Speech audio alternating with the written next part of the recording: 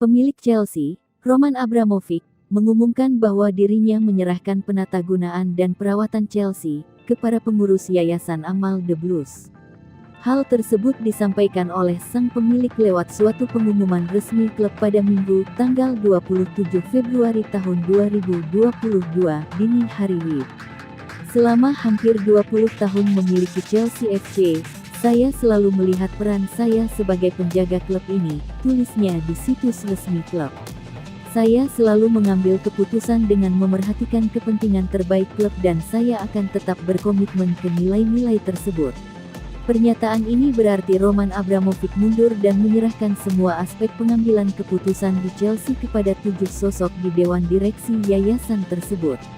Termasuk diantaranya adalah Chairman, Bruce Buck, pelatih kepala tim wanita, Emma Hayes, dan Ketua Badan Atletik Dunia, Lord Sebastian Coe.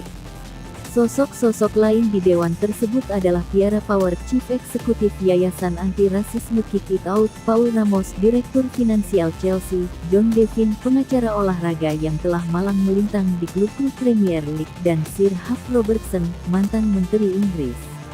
Keputusan sepak bola terkait transfer dan kontrak para pemain akan terus dilakukan oleh Direktur klub, Marina Granovskaya, dan juga penasihat teknis Peter Cech. Granovskaya merupakan kolega dekat oligark asal Rusia tersebut dan juga pegawai perusahaan Abramovich lainnya, Millhouse Capital.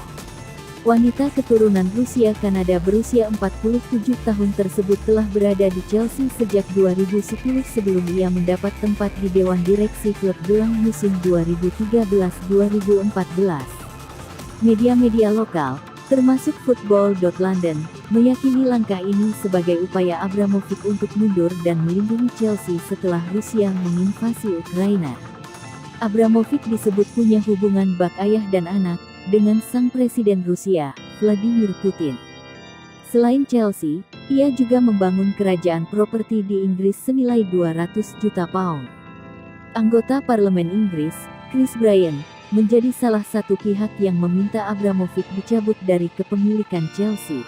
Terima kasih sudah nonton, jangan lupa like, subscribe, dan share ya!